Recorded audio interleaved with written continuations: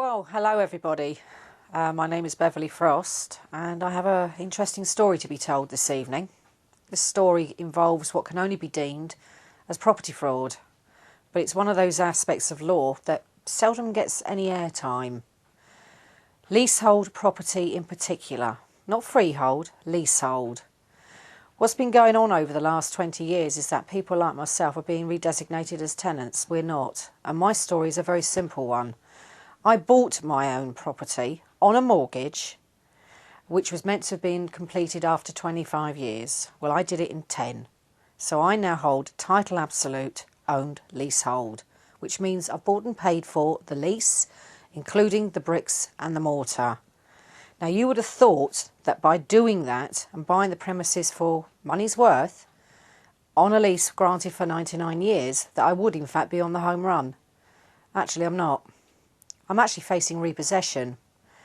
I have what can only be deemed as a corrupt stroke bent freeholder, who's also a managing agent. Yes, there is a conflict of interest, but this conflict of interest doesn't end on a simple note. He is my third freeholder, so that people can understand exactly what I'm saying here. Freehold means that you own the land as well as the premises, which is the bricks and the mortar. Leasehold, on the other hand, means that you've bought and paid for the lease, you own the bricks and the mortar, but you don't own the land that the premises are built on. Hence why you pay a ground rent. Your ground rent could be something as simple as £50 per annum. It may be variable, in other words, it rises. In a lot of cases they do. Mine does. It rises every 33 years. So there'll be a £50, a £75 and a £100. That will encompass the three sets of 33, equals 99 years. 99 years is a standard lease, to be fair. Some leases now are anything up to 1,000 years. Well, they're lucky because the chances of them being caught out in the way that I have been literally minimised. Now, for me, over the years of my being here, and I've been here since 1st of June 92, that's when I bought the premises. I didn't move in there and then, but that's when I bought. So when it came to September 2010, finalised in December of that same year, I was very surprised that the September 2010, my freeholder had in fact gone to the Land Valuation Tribunal. Now, he is the third freeholder for me. The first one, she was only here for a couple of years. She was an elderly lady. In fact, she was the one who actually paid out for the conversion of her house, and it was a guest house in its day, so that she could create 4 flats. Now, this comprises 2 up, 2 down. Thankfully, she only ever charged ground rent and building insurance. That's all it ever was. However, when she sold the freehold, at the time, I did not purchase the freehold. With hindsight, I wish I had, because I could have done, along with the other 3 leaseholders. What happened was a managing agent took over, otherwise known as at the time she thought she was being very clever. She was married to formerly of and long story short, she pursued me to the county court. She was going for forfeiture, which is repossession of the premises, on the grounds that I hadn't paid her service charges. Well, everyone, service charges are not covered in my lease. My lease is a legal document. It is a contract. And if the lease is not specifically worded, which it isn't, then why pay? Because what you're doing is, effectively, you're paying for fresh air. Because freeholders like her use their companies to rack up as many expensive bills as they possibly can. Now, these could range from, we're going to clean the hallway or the stairs. Well, that's £500 per flat. We'll have the place, the exterior, we'll do that. We'll do the redecorating. That's a 10 grand bill. I don't think so, especially when you know full well that you can get it done for about £2,000 or £3,000 less, or even for £2,000 or £3,000, depending upon the size of your building. Building insurance, it's your call, your choice, because if you want to have your own insurance, yes, you can. Because if when you hold title absolute own leasehold, by the way, little technicality of law here, it actually puts you on par with the freeholder. In fact, you're often perceived as a virtual freeholder, especially in cyberland now, as we now are becoming more familiar with the internet and how far the internet spreads. So taking into account that I then have freeholder number 2 who loses at county court. She didn't turn up. The judge, in fairness, he did leave the case open for her. However, she didn't bother to do anything with it. She didn't pursue. Why? Because she knew full well she'd lost, and lost outright too. As my solicitor pointed out at the time, the lease does not make for the charging of service charges. They're not due nor payable on account, which is what she was aiming for. So she loses. Now, this brings us from December 97, in this instance, to the January of 98.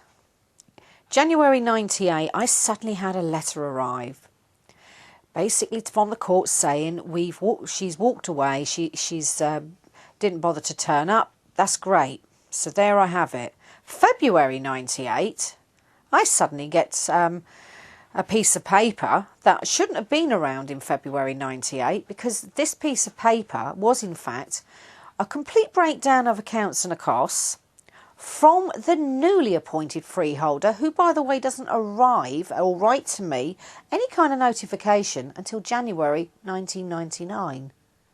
However, what does arrive in January 1999 is a letter from a company who are in fact dissolved. In fact, they were dissolved as of 2005. This letter told me that they were introducing themselves and the new freeholder being held a directorship, not just in Downside, but also in...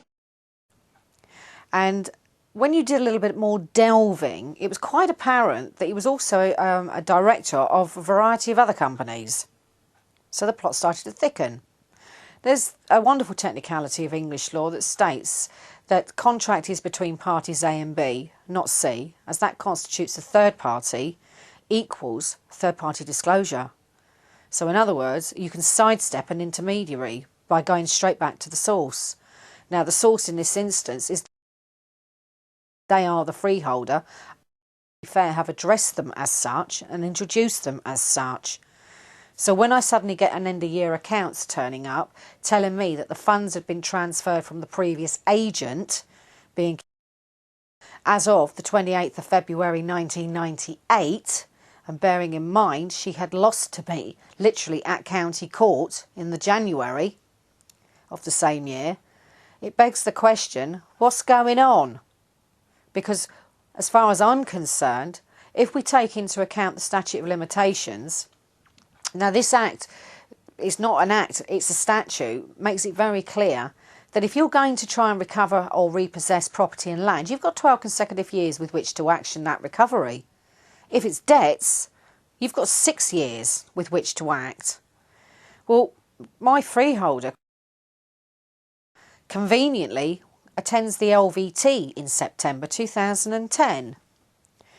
It took him until December of the same year to actually even bother to write to me to say, oh, by the way, I'm going to the LVT and guess what? I'm going to pursue you for alleged monies.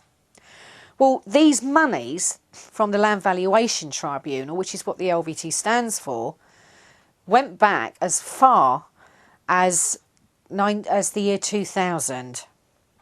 Now, that's amazing.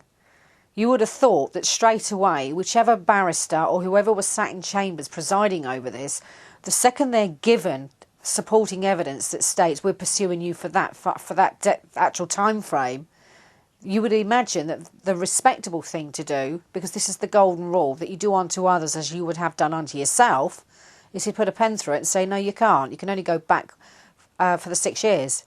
So 2010, September, would take you back to September 2004. But that hasn't happened. He's gone and got monies dating back to the year 2000. Now, there is a little area of law that says if you're a trust and you're acting as a trustee, that in actual fact you can pursue monies a bit longer. All right, fair enough. Well, get this. Have I ever been notified of who this trust is? No. Have I ever seen any accounts? No. Is there any supporting evidence apart from them saying we act as trustees to substantiate what they're saying? No, there isn't. I haven't had anything come through. Every time I have written to downside managing agents in the past, it's always been ignored. And the reason for it is they have a trading style. And this trading style is DMA Chartered Surveyors. They're not chartered surveyors. Yes, they are members of RICS. And speaking to those in the know, RICS have often been likened to Cowboys R Us. It's run by cowboys for cowboys. And unfortunately, the tone that they adopted with myself when I laid the facts on the table to them, making a formal complaint with supporting evidence, to be fair, was completely sidestepped and ignored. And I felt like I was being treated like an errant child. Well, I'm not. And no, I'm not a tenant. Again, the way I've been addressed through the courts is the tenant, and I'm not. I never, ever signed a tenancy agreement. I bought these premises for money's worth, in other words, on a mortgage. And that mortgage, as I say, was granted for 25 years. Only I cleared it in 10 years, which is up to me. Because if you want to clear your mortgage early, guess what? You can. Some mortgage companies will tie you in and they'll say, well, if you redeem the mortgage early, guess what? We're going to sting you. That's their prerogative. That's up to them. But if you do clear it early, it means it's yours early. That's not a problem. But my freeholder decided that it was irrelevant that he had written to me between the year 1999 up to 2010. This is the best bit, stating there are no management fees, because guess what? That comprised part of the LVT award of money. There are no service charges. Guess what? That comprised part of the monies. Building insurance. Well, this is interesting because according to the Financial Services Authority, you have to be registered with them if you're going to be dealing in building insurance. And also, according to the British underwriters for insurance, they pointed out exactly the same. Now, what they did make clear was if you are dealing in building insurance, you have to be registered with the FSA, so there's a nice little paper trail. Well, guess what? He's not. And I also contacted the Financial Ombudsman Service. I put a letter to them. Now, to be fair, the Financial Ombudsman Service wrote to me saying, we are going to look into this because what you've raised are valid legal points. You've not signed a contract with this man. Correct. How is it that you're being pursued for monies this far back? Fair question. Because, yeah, I don't understand why I was being pursued for that far back, because that's one hell of a length of time. And what is it about the fact that he's raised a credit in your name? Well, again, you see, I haven't signed a contract, so I'd like to know how he's managed to do that. Now, apparently, raising credit against the property, yes, he can do that. It's not in his interest, to be fair, to really do it, but principally and legally, yes, he can. But raising credit in my name, no, he can't. Because when it came to me looking for a loan, guess what? I got turned down. And yet, on paper, I'm actually worth whatever these premises are worth. I might only work part-time, but that's my choice. I don't have to work full-time anymore because I did all of that to get the roof over my head. This is meant to be for my retirement years or to pay for my care home fees, not me looking over my shoulder and thinking, am I going to be out of here in January? I mean, now it's December 2012 and what a Christmas I'm looking forward to. Now, going back to the context here, you've had freeholder number 1 who only ever charged the ground rent and building insurance. Freeholder number 2 who tried to charge for everything and wound up losing to me at county court. So the precedent's there. Freeholder number 3, and guess what? There was nothing ever written or notified to us leaseholders about the sale between freeholder number 2 and 3. How convenient, because she's just lost. So the last thing she wants is to pursue any more monies with myself or any of the other leaseholders, because we were all in dispute over what she was trying to charge for. So she's off. Oh, it's quite clear. She's offloaded the sale of the freehold to somebody who's as bent as you like. Subsequently, he's been very cute. He's done nothing to try and raise any, points with me in writing and address any issues that I've raised with him in writing. Whatever he's ever wanted to do, he's wanted to do it verbally. Well, I'm sorry, you can say what you like, but if it's in writing, it's meant to be cast in stone, especially if you've dated it and signed it. Now, most of the correspondence that I've received from DMA Chartered Surveyors from him through the early years, as I say, it states clearly there's no management fees, there's no service charges. His building insurance wasn't worth the paper it was written on. Why? Because we've got over 30% flat roof area here. Two of the actual flats have got two flats roofs. So unless they are covered and have been noted, guess what? If anything goes wrong, an insurance company doesn't have to pay out.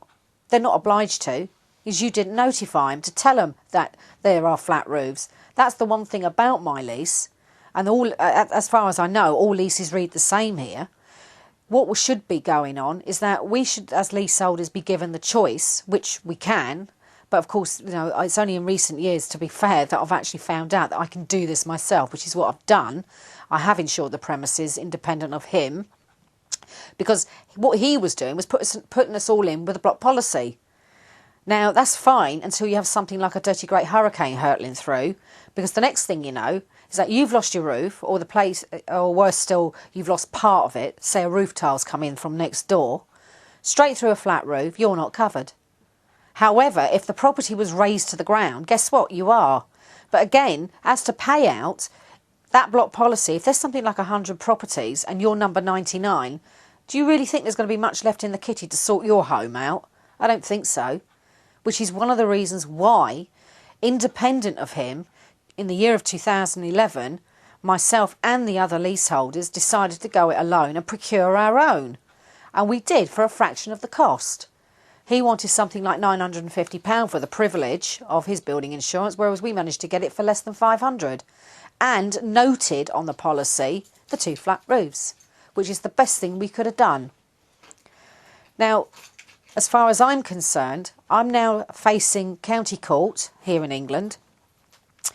And county court, this is the only way that the LVT award of money can be enforced. This is in accordance with the Common Hold Leasehold Reform Act of 2002, which, by the way, I don't think is worth the paper it's written on, because it makes too many discrepancies. It keeps flitting between leasehold and tenant. In fact, out of this huge act, what you've got there is about 2 mentions of lessee and 1 mention of lessor. Yes, I have sat and actually read it. I've been an anorak. I'm glad I have, because when I read that in comparison with the leasehold for the Land Registration Act of 2002, I was actually quite stunned, because everything is about being a leaseholder. For people that are being hit with a Section 20 notice, this is the one where they write to you saying, guess what, we're going to paint this, do that, and these repairs are going to cost, about 30 grand. And you know full well that the actual cost of that bill is probably about 2,000 or 3,000 quid. But because of the markup involved, you know that the kind of charges they're coming after you for are horrendous. And you know they're overinflated.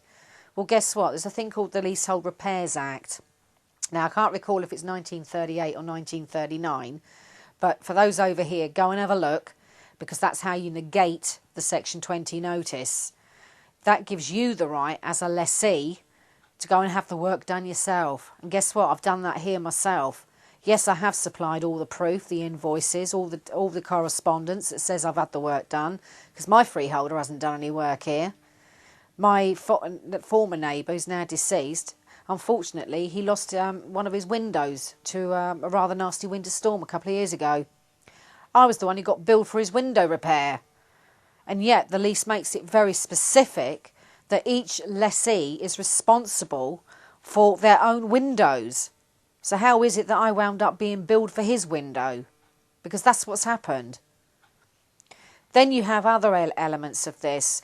The lease, again, being the fact that it is a contract. It is a legal document. You didn't sign airy-fairy land because you were buying it on a mortgage. Put it this way, a lender is not going to allow you to raise X amount of thousands for somewhere that you're renting, because there's nothing in it for them. Because if you default on a mortgage and it's due to, say, a base rate increase, interest rates, Well, expect them to step in and take back what's theirs. It's their investment. They were good enough to loan you the money in the first instance. So if you don't pay them back, expect them to come in and take it back. Well, that's fine. Can live with that, can accept that. But not when it's a freeholder at source or a managing agent who's been appointed by that freeholder, who then makes out that, well, you owe me money. I've charged you X, Y, Z. And by the way, none of these services exist. They seldom do. But nonetheless, there's the bill. They go to the lessee saying you owe the money. The lessee says get stuffed. So what do? They go running off to the lender, the one in whose name you hold the mortgage. Now, if you're quick enough with the mortgage company, you can write to your lender quick and say, look, I'm in dispute and these are my reasons. Don't pay them anything. They won't. They will act on your instructions. However, if you don't, what will happen is that your lender will pay out. And that money they've paid out is then saddled against your mortgage. Couple that with a base rate increase, your premiums are going up. What you may have been struggling to pay as it was, you're just not going to be able to pay them. So before you know it, within the year, you are facing repossession. That repossession order will go through. Auction houses up and down the country hold on a monthly basis literally a collection of repossessed properties. So if you have a very acute and astute bent freeholder, don't be surprised if they're the perpetrator, sat in the audience of whichever auction house it is, because they've been watching you, they've been watching that property, literally sat there waiting for the favoured lot, your premises, which, by the way, they're going to buy for a song. And the chances of them doing it, yeah, pretty high. How do you think these people get the money in the first place? Because when you're also doubling up as a property developer, that was the bit I didn't say at the beginning, you would understand what the legalities are. So therefore, you could then increase your property portfolio for next to nothing.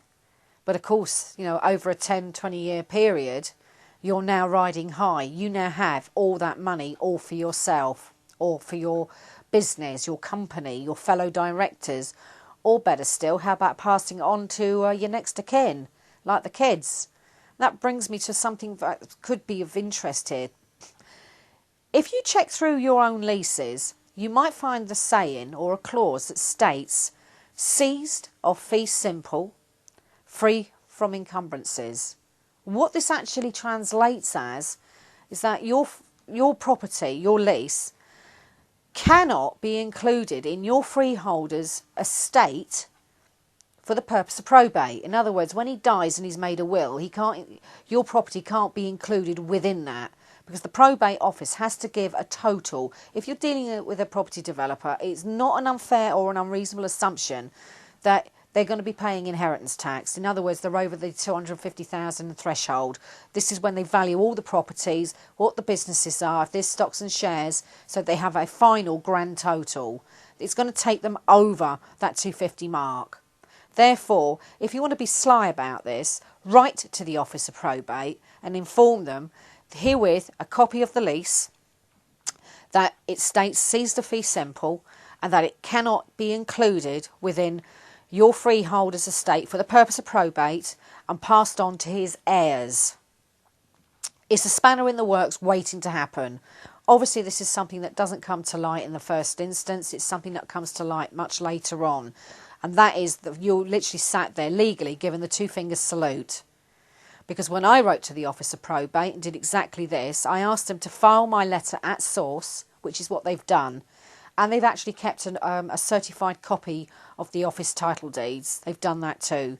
So they know that I own not just the title deeds, but I also have the lease as well. I've got both. And both, by the way, are synonymous as one and the same. Again, do not be distracted here about being a tenant or acquiescing to being a tenant. If anyone corresponds to you and they put down tenancy, make sure they know very quickly you are a leaseholder. Because what's happened over the years is that Leasehold and tenants have been put in the same boat. The reason they've been put in the same boat is because of there seems to be no real understanding of the difference between rent and ground rent. Rent is usually associated with, say, a short hold tenancy, which means that every 6 months it's renewable, every 12 months it's renewable. You either pay weekly or monthly. Whereas leasehold, where you pay a ground rent, remember you do not own the land that your flat sits on, set at, say, a minuscule, say £50 per annum, which in my case it is. It's a variable ground rent because it changes every 33 years. That's an interesting point as well, variable. One of the other aspects to my story as well is the fact that I'm actually overshadowed by 2 property developments. Now, there's a thing called the Right to Light Act, 1959, based on the Prescription Act. I'm going by memory here. I think it's 1832. What this amounts to is if you own your property outright, in other words, you've cleared the mortgage, you are in front of the freeholder for any payment that results that you would be actually entitled to as a result, say, of the adjoining property that overlooks you and the reduction of your light. Because if somebody proposes to do a straightforward pull down, build a new build, what they will be looking at is a possible height increase. So you need to then work out the angle of the sun, how high the proposal of the building is going to be, and how much of the light you're going to lose. And what then happens is that it's done on a rolling scale, it's done on a percentage. You may be, depending upon how much loss of light, entitled up to 50% of compensation. How this compensation is actually paid, it's to do with the new build. Say they were going up into the attic and they'd never had attic height that overshadowed you in the past, but now they will do. These 2 flats additional, which is part of their plans, could be sold for, say, £100,000 each. Well, you could actually be entitled to, say, £50,000 per flat. I'm not saying you would, as I say, because there's a lot of mathematics involved. But even a percentage of that 100,000 prospectively is better than nothing. And as such, because you have cleared your mortgage, you are then actually in front of the freeholder for any payment. And I've got this on both sides. One side in particular, in fact, the loss of light, I would definitely be entitled to some kind of compensation payout. Which brings me back to the other side of me, who not that long ago, this has all happened since 2005, he did do a complete pull down and rebuild. And what this sneaky owner had decided to do as well was he went down to the planning department, he filled in his forms as he's meant to do, but when it came to the actual ground plans, he very conveniently included the driveway, which, by the way, he didn't own.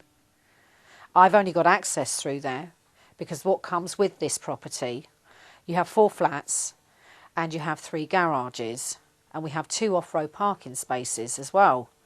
Now, admittedly, with the off-road parking, it's whoever gets around there first, and obviously the 3 garages, 3 of the flats out of the 4 own one, and I'm one of those. Now, when I looked at his Ookie plans and I realised that he'd marked in very heavy black ink the driveway, the rear forecourt, including our parking spaces, and worse still, our garages, and which, by the way, he put up for demolition. Well, I got round that. It was very simple. I put a blockade in. I now have a humongous truck park round there, and the remnants of one of my old classic cars, being a rather beaten up old Opel Manta. Yes, they are rather large cars, that they are exactly what you need in a situation like this, especially in light of the fact that just before I put this blockade in, I had caught him red-handed showing around a load of investors with his arms gesticulating wildly about how he was going to clear the rear forecourt, how he was going to do the drive up, and it would all look so plush and nice, and these garages were going, pointing at mine. I thought, no, the only way round this is to get down to the town hall now, have a look at his plans, which, by the way, are meant to be posted up in the road in the first instance. No, they weren't. In fact, the chap who I spoke to, one of the planning officers, he was the enforcement team, said, I'm really sorry about this. He said, I have to be honest. He said, but I went looking for those plans and I couldn't find them. He said, I don't know what you're going to do. I said, well, I do, and hence the blockade is still there. I ran him out of time, so he cannot do anything now about the rear. His access, to be fair, because I have a copy of the office copy of the title deeds for his place, and it states there in black and white that the access was in fact run out. So I think it was either in 1988 or 1989. However, in light of that, back in 95 with freeholder number 2, she decided she was going to try the same trick. Not so much that she wanted to put the garages up for demolition or any of that, but what she was after was for the 4 flats here to contribute to the upkeep and the maintenance of the drive. Problem, there's nothing in the lease that states we have to get involved with any kind of constructional works outside of our own jurisdiction. And unfortunately, that driveway's got nothing to do with us apart from access. There's nothing in the leases that says we have to pay any kind of maintenance towards its upkeep. So I contacted the actual owner of the drive, which is the other side, the other property. They contacted me. They were brilliant. We can confirm we own that driveway. It is ours. It serves our 4 garages at the rear, which it does. And number 20 only has access through there to serve their 3 garages, as I say, of which I own one of them. So in a nutshell, freeholder number 2 has tried to pull a fast one. It backfired. As I say, it resulted in county court proceedings in 97. She didn't bother turning up, so she lost by default. And then, very conveniently, the freehold is then sold without there being any contact made to the lessees. Now, freeholder number 3, as I say, is as corrupt as you like, because when it came to him coming on the scene in 99, writing to me in the January of that year, he did not action the recovery of any debts. In fact, it's not until September 2010 that he does try to do anything, by which point he's not notifying me through the LVT. No, he's notifying my neighbour downstairs. And the worst thing about this is that he also has a presiding overview at the East Sussex Land Valuation Tribunal. He's there as a manager-receiver. So what he's doing is he's liaising between disputing parties. That's not very good. That's a conflict of interest. And I actually put this to the LVT at the time. It fell on deaf ears. A lone barrister sat in chambers on the first instance said, you didn't send a defence bundle. Yeah, I did. So I sent a second. That was not received. So I hand-delivered the third within the alleged allotted time frame for appeal. Guess what? It was dismissed, frivolous and vexatious, and basically there's no right to appeal. You can't do anything, which left me completely scuppered, as I had sent supporting evidence. I'd given it in hand, had a receipt to say, look, this is my defence bundle. It was all handwritten, it wasn't typed, because at the time I didn't have access to using a laptop or being able to go down the internet cafe, because I knew how many hours this was going to take to type stuff out. So I did the whole thing by hand. That was no mean feat. All the photocopying, it was all in date format, so it was legible and it was easy enough to follow. But as I say, it was all dismissed, frivolous and vexatious. Why? Because I probably pointed out a few home truths, especially when it came to like the statutes. The man was out of time. However, it was all ignored. So that is what happened then. That brings us up to January 2011. Now come December 2011, I'm in county court. Why? Because he's going for repossession. He wants forfeiture. And forfeiture, in accordance with the old acts and the old statutes, basically means you have to be convicted of some crime. Well, I haven't been convicted of any crime. I own the place. It's mine. I've bought and paid for it. When it comes to any maintenance or any kind of repairs, I've had it done myself. I've been using the same appointed workman for the past 20 years, and I have absolutely no problem with the man's workmanship. A leak in the hallway back in 99. He sorted that out for me. Then there's the rumpus over the front door. This front door, by the way, is a communal door, but it only serves 2 flats. So we don't fall in 100% with all the latest fire regs. Why? Because it's only 2 flats, and there are only 2 people living here. So therefore, how can somebody say, oh, we've got to comply with all the latest fire regs, it's going to cost this, it's going to cost that. Guess what? We're going to completely revamp your hallway. This is no different to you being at home, walking upstairs to the bathroom or downstairs to the kitchen. It's exactly the same height ratio because it's a converted house. But nonetheless, his proposal is wanted security lighting in. He wanted to put in a nice new cable straight from the road down the path, from the front of the house. And very conveniently, on my second outing at County Court, 2 hours before I'm due in, he sends down an innocent workman to do an assessment on our front path to straighten it out. Guys, we have crazy paving. It's meant to be uneven. And that's been there since this place was built. And I'm taking you back here to the 1940s. So how can you possibly want to straighten out a pathway when there's nothing to be straightened, as it's meant to be uneven? But of course, what he hadn't told me about at that time, and I only got this through the new owner of Flat 2 here, was the fact that he wanted to lay on his electric from the road. He wanted to install an electric meter. He wanted to install security lighting. And the list goes on. Now, none of us here have been given any notification or heads up. Only he has. It hasn't been enforced. However, my being due back in County Court in January of 2013, get this, apparently I'm being pursued for future costs and future works. Well, that can only mean the road being dug up, a new electric line laid on, that's going to cost, and then an electric meter and a separate electric cable in for the hallway. Because the new chap who's just bought Flat 2 made it very clear, he was told there was no electric in the hall. Well, yes, there is. He's got a light upstairs and one down in the front door where that opens, as have I. So there is electric, but it's separate, independent electric.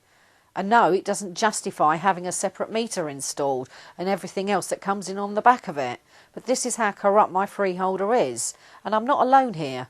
There are a lot of other freeholders out there who are exactly the same. As far as they're concerned, the second they purchase a freehold, it means it's a licence to print. No, it doesn't. But what's happening in the courts at the moment, and this is the biggest tragedy of the lot, is that the statutes are in fact being ignored.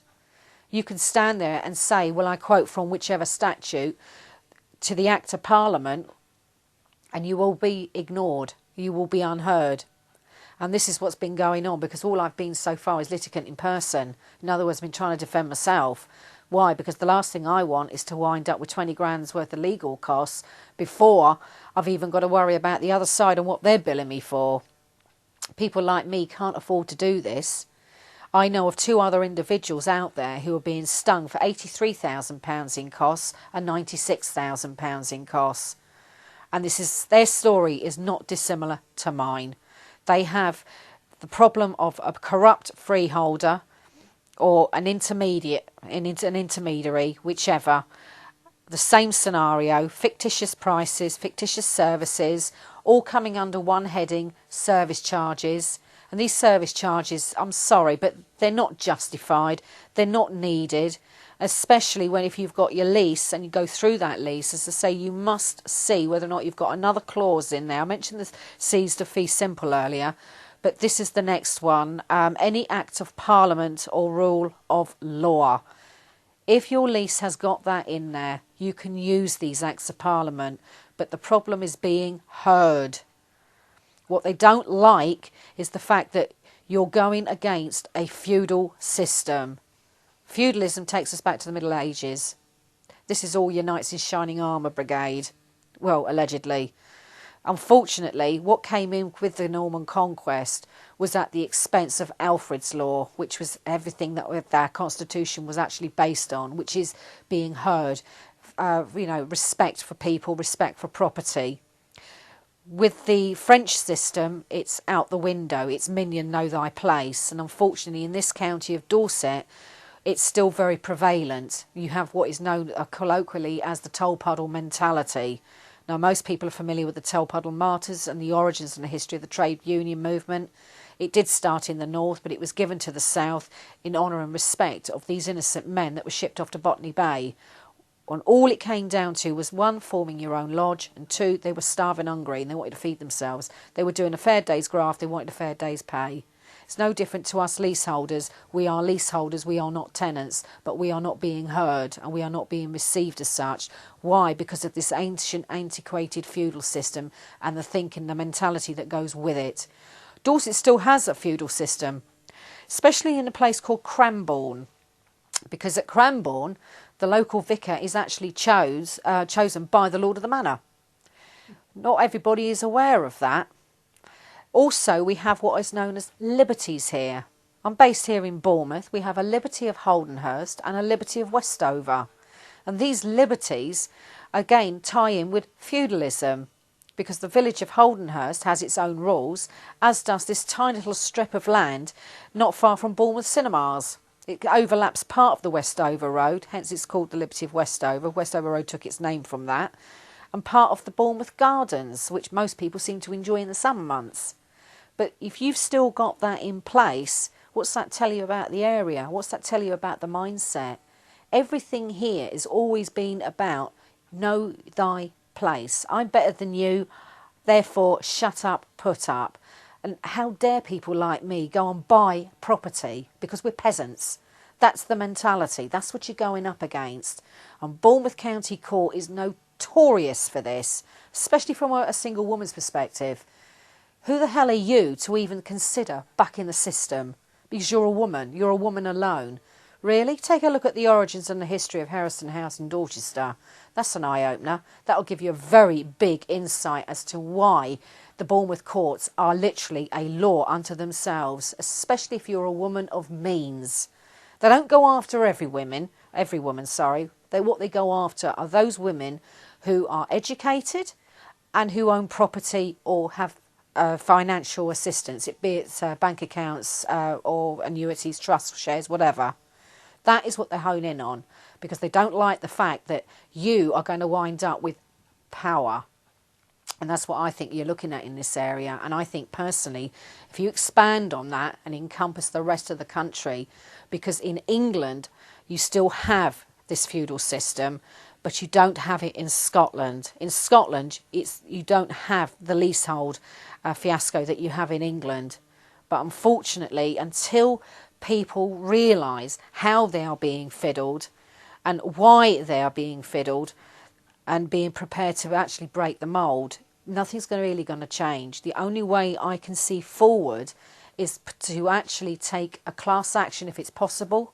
I know in America they have class actions. I don't know whether anybody watching this may well consider thinking about a class action that perhaps us English crowd could use and taking it to the European Court of Human Rights, because that's about the only place left for us, because the Supreme Court isn't going to step in. And I know people that have been up to the High Court, they've actually had all their paperwork, everything's there is in order to actually say, look, this is the proof, I've been granted this, it's been voided, pen through it. Suddenly there's no right to appeal. Bundles are being destroyed without you being told. So if there was something that you were relying on, thinking, well, I'll go and collect the bundle, your bundle's not there. They've burnt it. That's gone. Notes that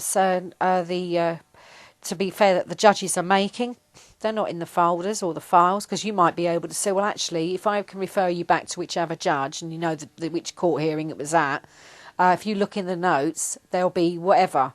No, there's none of that. There's no continuity. And that's another thing, you see, without having the same judge from the outset, there is no continuity. So if you had the same judge throughout, he'd be able to see the beginning, the middle and the end.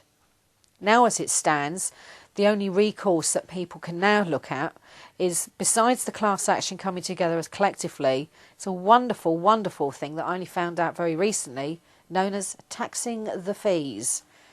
Now, taxing masters are the, if you like, the law when it comes to finance, overseeing all your solicitors and your barristers.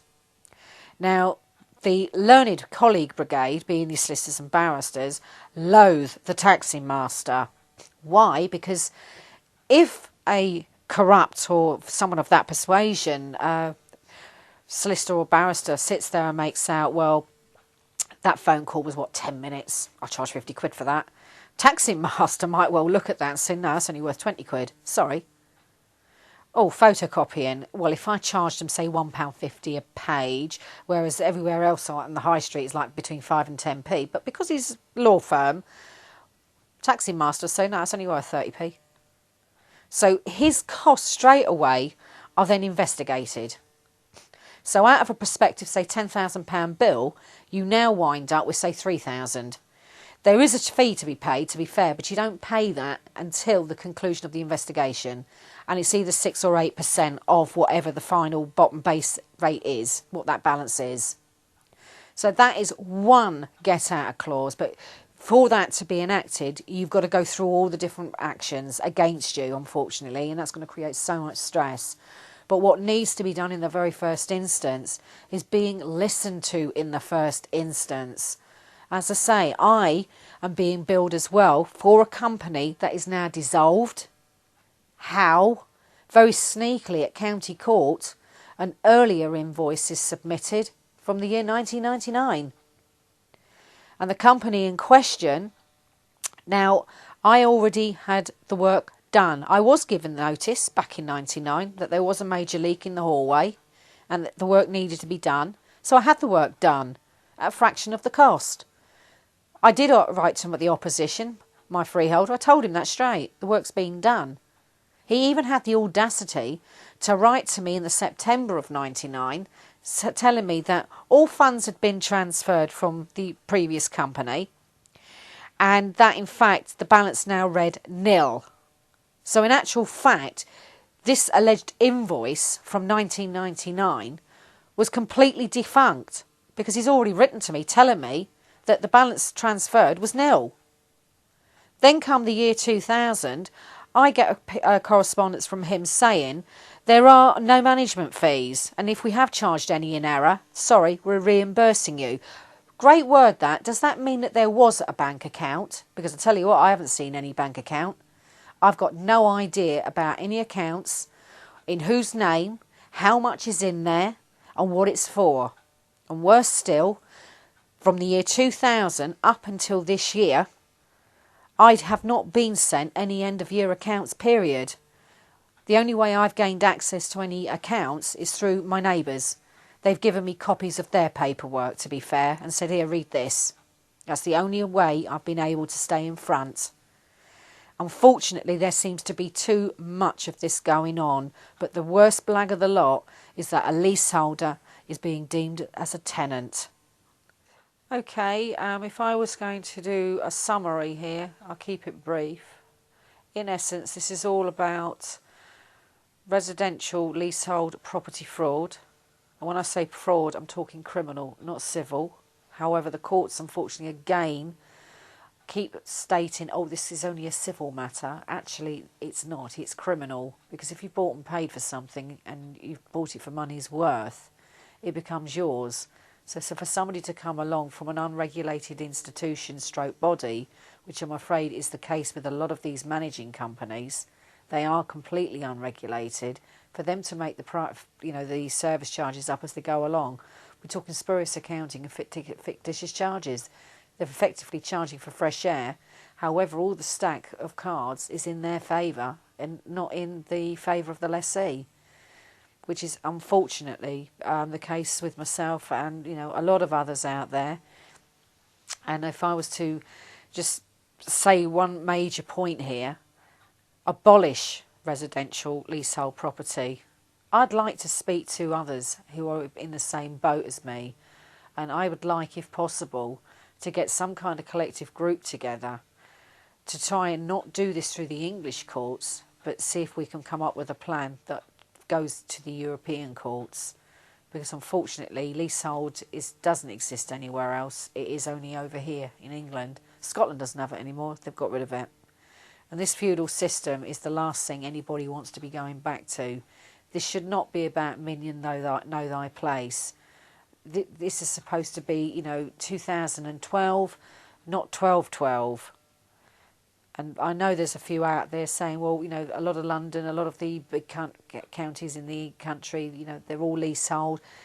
Yeah, But there is a big difference between leasehold property and somebody leasing a farm, yeah, that's gone in, say, classed as a tithe property. It goes in with the job. This isn't about that. This is about our homes, not a business, our homes. What we would like, people to accept that when we come home from finishing work, we close the front door, we sit down, we have our tea because it's our home, our cooker, our front door, instead of being dictated to as if we're naughty little children who should know better. So if you are in the same boat as me or have been in the same boat as me, I do want to hear from you. And it's bellyjane@yahoo.com.